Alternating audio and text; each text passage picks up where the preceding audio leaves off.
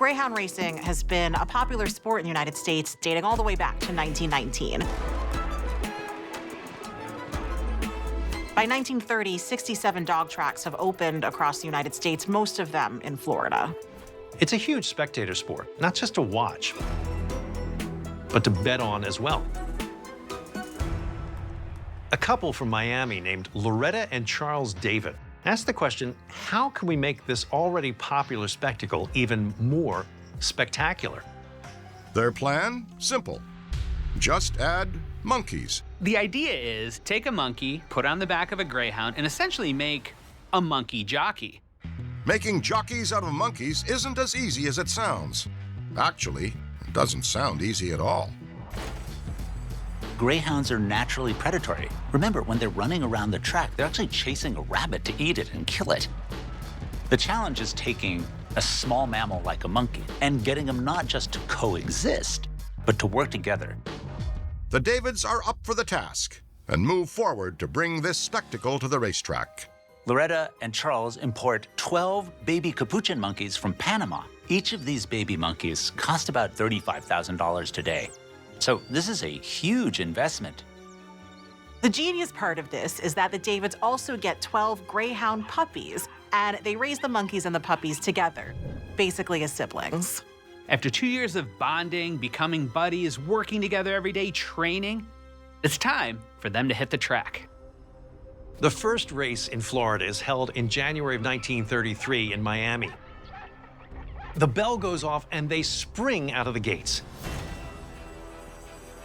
These monkeys are taking it seriously, riding the greyhounds like they're thoroughbreds. It's insane.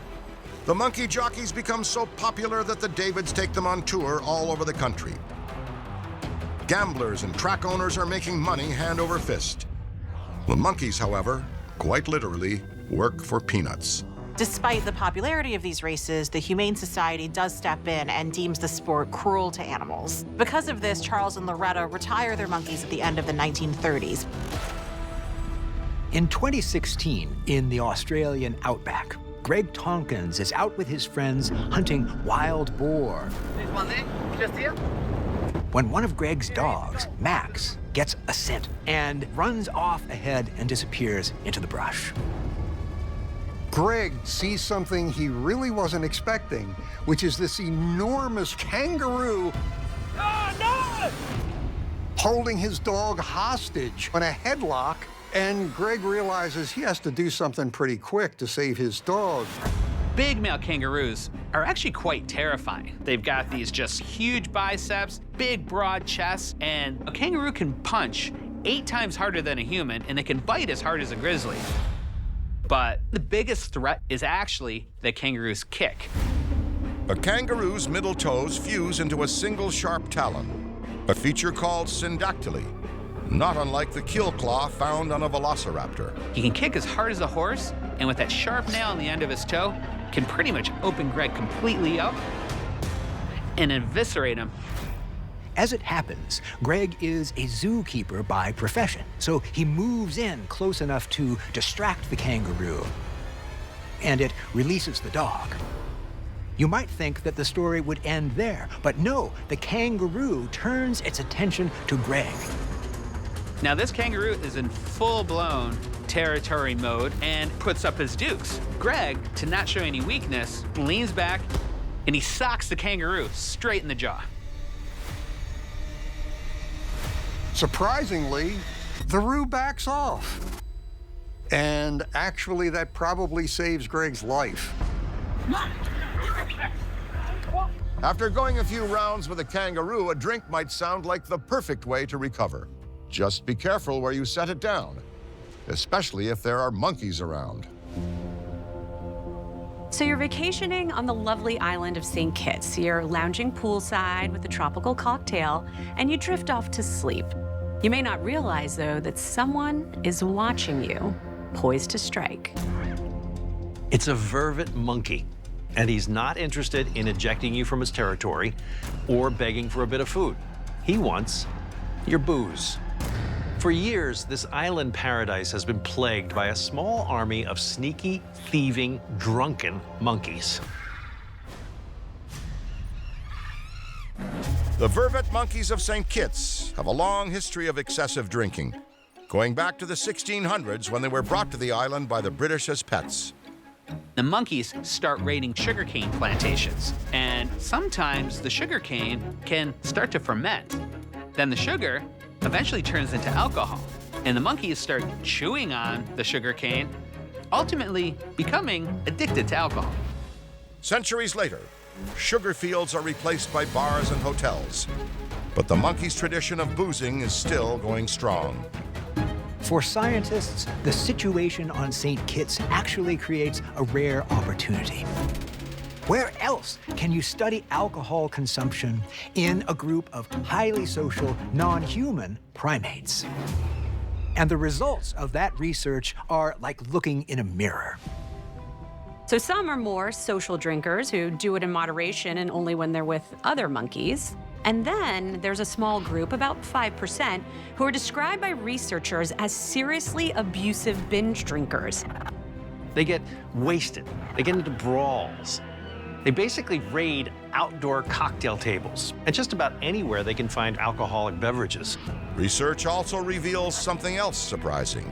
Well, it turns out that the most effective and powerful leaders among these primates are the drunkest monkeys of all.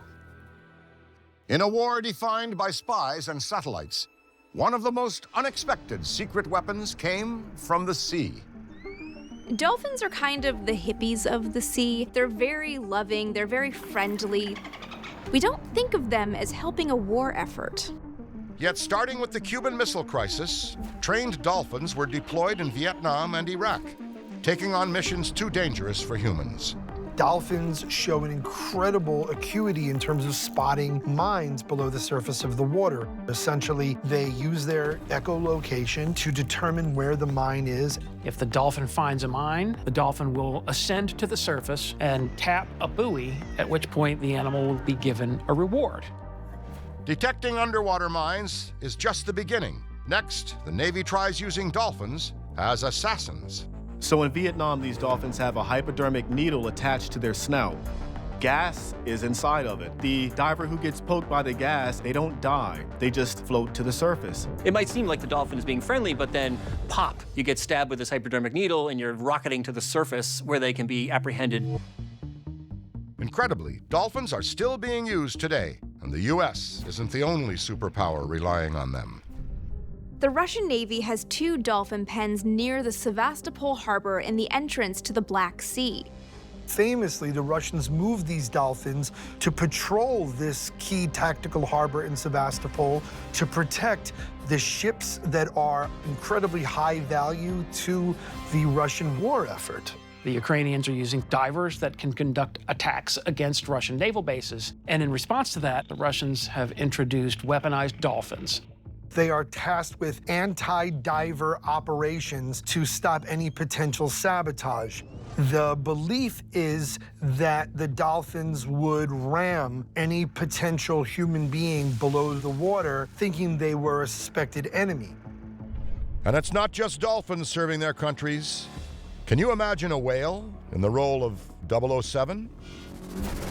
The Russian Navy has spy whales patrolling the Arctic, running surveillance, protecting its ports, protecting its ships, and letting it know where the enemy is. But this Russian secret weapon is about to become not so secret, and you won't believe how. A bunch of Norwegian fishermen are out, and a friendly beluga whale just kind of swims up to their boat, and they realize it's wearing some kind of a strappy harness thing, sort of like a GoPro rig. And when they look closer at it, they find that in Cyrillic characters, it says property of St. Petersburg. It provides evidence that the animal has been equipped with this package of equipment that was made by the Russian Federation. As for the fate of the beluga whale spy that the Norwegian fishermen found? The funny thing is, that whale essentially defects and goes to Norway, where it is renamed Hvaldimir, as an homage and maybe poking fun at Vladimir Putin.